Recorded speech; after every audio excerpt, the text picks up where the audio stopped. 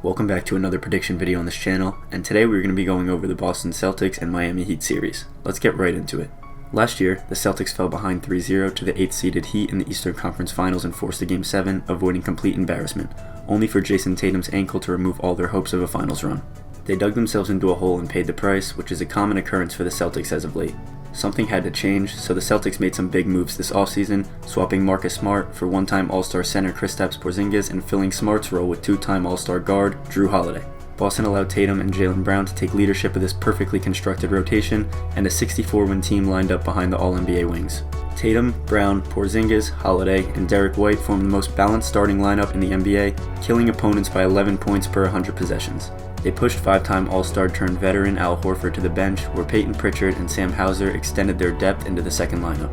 The Celtics clinched a playoff spot on March 14th, the East's #1 seed on March 25th, and home court advantage through the postseason on April 4th, building a 14-game lead over the entire conference.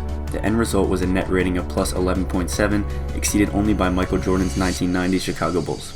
The Heat lost a heartbreaker to the Sixers and lost Jimmy Butler to a sprained right MCL in their play-in tournament opener, then needed an undermanned win over the Chicago Bulls to secure the #8 seed for the second straight season. This time, it will be even more difficult to win 3 straight road series and reach the finals, since Butler's knee sprain will have him sidelined for at least a few weeks. Miami let Gabe Vincent and Max Strus, a pair of key contributors, walk in free agency and wanted to improve last season's roster, which finished the last season with a negative net rating. They eyed Damian Lillard in a trade that never happened, instead pulling the trigger on a mid-season swap of Kyle Lowry and Terry Rozier. This trade allowed the Heat to pick up 2 more wins than last year. Everyone in the rotation played fewer than 65 games, except All-Star center Bam Adebayo, sharpshooter Duncan Robinson, and rookie Jaime Jaquez Jr. The rookie was a huge surprise, and so was Robinson, who improved his game shooting 40% from 3. Head coach Eric Spoelstra patched together the rest of the underdogs, zone defense, and a second-year center Nikola Jovic. There was reason to believe that Miami would emerge as a serious threat again in the playoffs.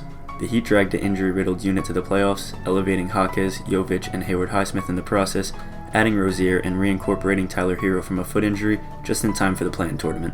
Then, they ran into more injury problems. Rozier suffered neck spasms 3 weeks before the end of the regular season, and Butler suffered his injury in the play-in opener. At some point, even the Heat reached a breaking point. Is this it? The Celtics swept their regular season series with the Heat, going 3-0. The Heat were without multiple rotation players in all 3 games, including Jimmy Butler in the third. Boston also seemed intent on punishing Miami for last season's conference finals. What changed from last year was the Celtics' late-game execution. They beat the Heat in the fourth quarter of their first showdown, 32-23, as Brown and White totaled 26 points on 9 of 14 shots toward the end of the only comeback they needed against Miami this season. Remember, Brown's meltdown last year cost Boston the conference finals. He could not stop turning the ball over and stood no chance of leading the Celtics once Tatum suffered his ankle injury in Game 7.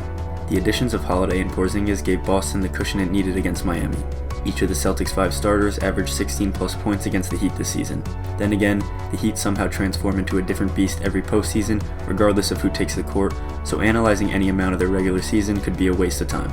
So, what is my final prediction? For this one, I got the Celtics in 4, sweeping the Heat. The Celtics are just too deep, and the Heat are too shallow, especially with Jimmy Butler now being out. When you have to worry about White, Holiday, and Porzingis going off without even accounting for Tatum and Brown's offensive abilities, you are working with an overwhelming deficit. Not only that, but they are out for revenge after last year's conference finals. But what do you think? Am I right? Let me know in the comments below, and like and subscribe if you enjoyed. Thanks for watching, and I'll see you guys tomorrow for the next prediction.